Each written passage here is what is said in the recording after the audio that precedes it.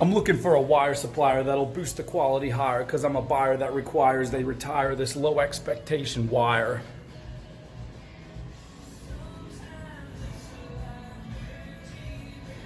So until then, I'm taking my pliers and I'm trying out this new, well, I just got this from the art store. This isn't anything special. It's just to carry me over until I find a supplier with the right kind of quality and price that I'm looking for. I'm going to review a bunch. You guys sent me a bunch, and I appreciate that. A bunch of ideas in the comments, and I'm going to try to review a bunch of companies, look at the prices, look at the quality, and see if I can condense it all and give my assessment that helps. Oh, right away, this is already harder than silver used to be. Silver used to be really soft and more smooth and flexible, and this feels like that kinky stuff I was getting from the other place.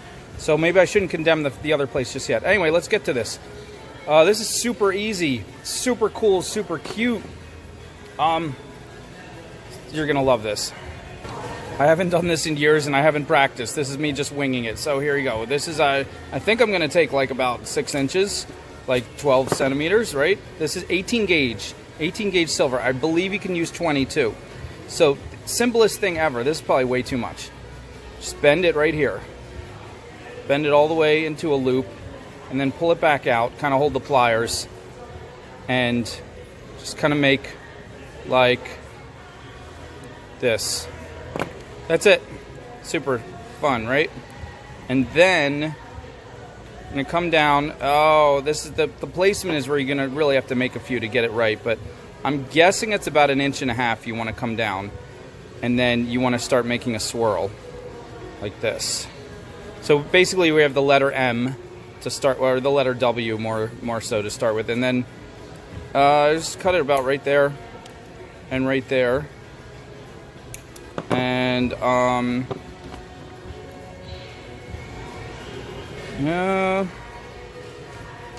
just make little tiny swirls right here using my round nose. You can use your, so I go back and forth. Round nose can be cute sometimes. But basically you're making these two eyes with a really long nose. This man with the funny face is looking down on you.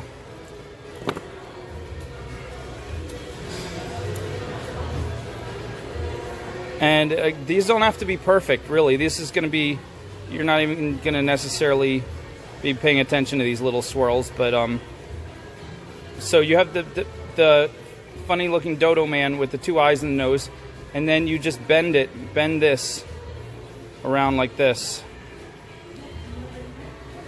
And I'm doing it with my finger carefully. You could try to get round nose in there, maybe bend it. There's really no right or wrong way, but like that. And that's basically it. That is your ear cuff. That you just put it right on the outer edge of the ear and you pinch it. And you can have the swirls face out, or you can have this side. I would have the swirls face out. I think the less, oh, make sure there's no scratchiness either. Like, police these loops. You definitely don't want to scratch the skin when it's pressing up against the skin. Make sure you get any of these little tiny sharp ends that are, completely tucked. Completely tucked. Sometimes you got to mess with it. It's sticking out this way, sticking out that way. You just got to find out where it's sticking out and force it the other way, and then give it a good squeeze to make it all flat. But that's basically it. Now it looks like a sad alien. Why didn't you come to my birthday party? Huh? So let's do the rest of it. The rest of it is just optional. Basically, you're just making some little charms to hang down, which you can or cannot do. You don't have to do that. But I'm just going to walk you through. This is 20 gauge now, because that's the best I find for making these little bead charms. And they're just literally like taking 2.5 inches, maybe even less, maybe more. I don't know. Probably a lot less. I'm just stacking these on here, if I can find this hole here, and there we go. That's African turquoise, which is dyed green jasper. That's amethyst. That's lapis lazuli. Either that or sodalite. Come to about a centimeter, a little bit less. Make a right angle. I always bend it backwards when I make my loop. Bend it backwards and bend it the other way. That gives your loop a very smooth, balanced, see that? And then slide them on. Now to keep it tight, we do our second right angle against the beads like that, and then just cut off as much as we need, which is a little less than a centimeter, to make the next loop. And then we just hold it right on the end again, roll it, reposition, roll it, reposition, roll it. I gotta stay in camera. Look at these pretty stones. They're so pretty. They're actually extremely tiny when you, but up close like this, they look very pretty. Get it nice and tight so they're not sliding up and down. That's it. That's your charm. I mean, I showed you other ways where you can wrap the silver around like that. You can use a silver pre-made charm like a little heart or a leaf. You can do anything. And this guy here doesn't have to be this simple. You can make all kinds of curlicues coming up higher and fancier. I'll make a few to show you. Now I'm confident because I made one without practicing, so let's just make that loop there. Let's zoom in a little more and pull it out. That's the part that's gonna, grab onto the ear. And now let's just do craziness. You got to give yourself enough space here, like a whole. You got to give at least an inch so you can have enough room to fold it over. But this part here, just make some crazy loops. So you just crazy loops, and I think I'm going to connect them this time because I think that's going to strengthen it a little bit more. So at this point, I'm going to bring these. I'm going to fold these over. And I think I'm just going to end it and swirl it. This is so fast and so easy. I need to make a bunch of these because I think these are really going to sell. Can't believe I haven't done them in forever. You get caught up learning a new thing and you totally forget the thing that you were just doing a few months ago that was really fun and you got really good at and people liked it, but you're so into your new thing.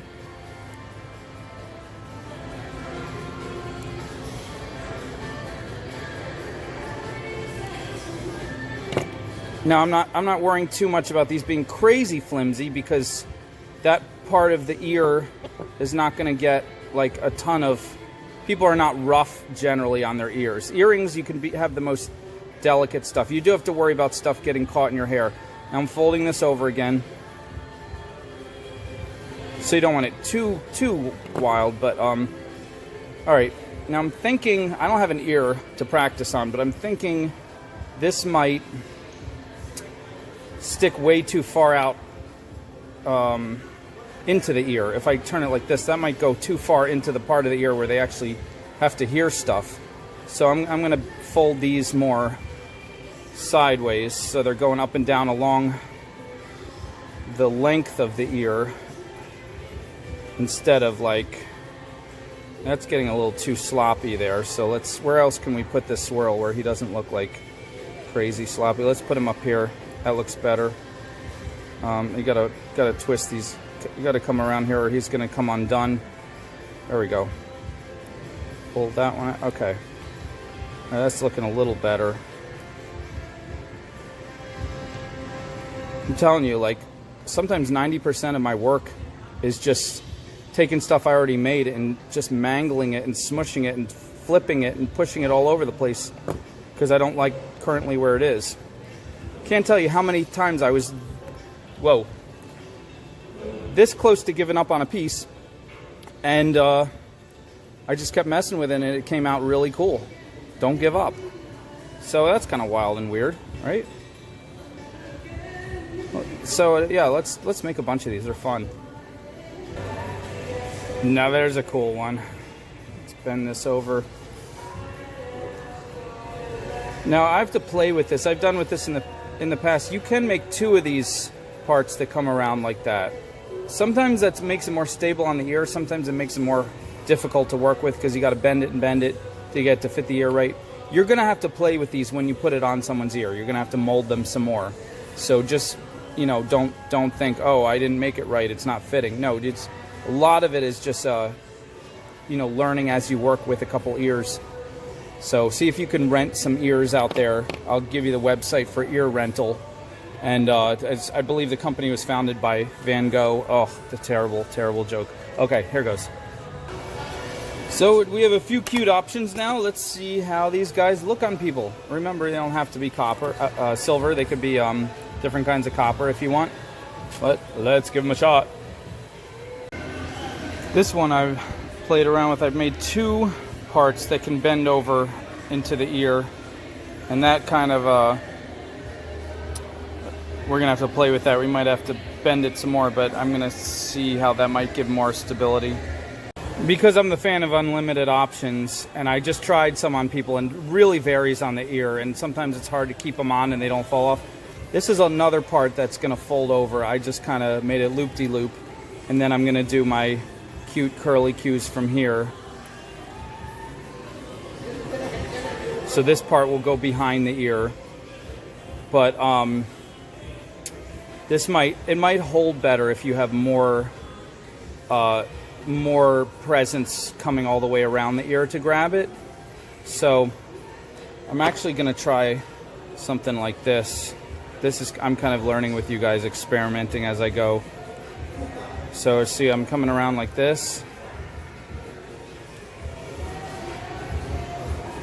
You got that, and then I'm going to do 3. So there's going to be 3 parts that grab around the back of the ear, and I think between those 3 we can find a way to really clip on where it's not going to be in danger of falling off if they try to leave it on all day. So see these 3?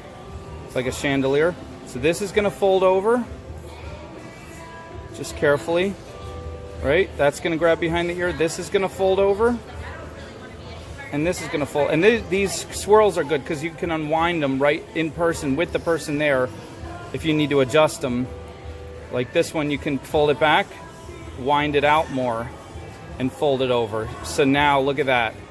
Very adjustable to the person. But then this pretty part, the pretty part will still be on the outside of the ear. And because ears are shaped round, you can kind of, turn it to fit their ear too. So there you go, guys. There's a lot of different ways you can do this. It's super fun, super cute. Very little wire. And people will pay more for these than they'll pay for something you spent a lot of material on and a lot of stones and wire. So do this.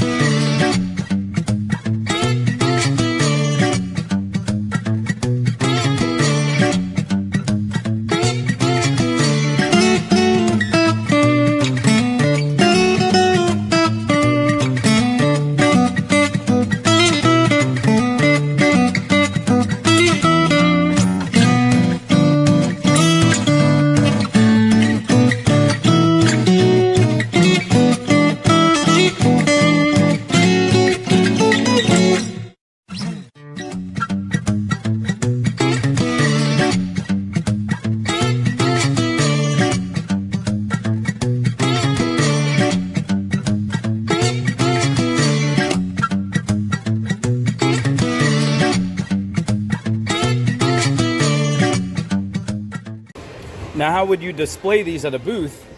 Why, I'm glad you asked. On one of your stained Asian chopsticks. Look at that.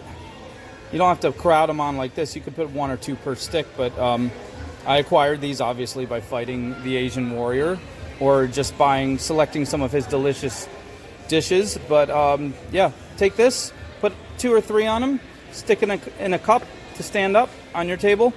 Boom, easiest display ever.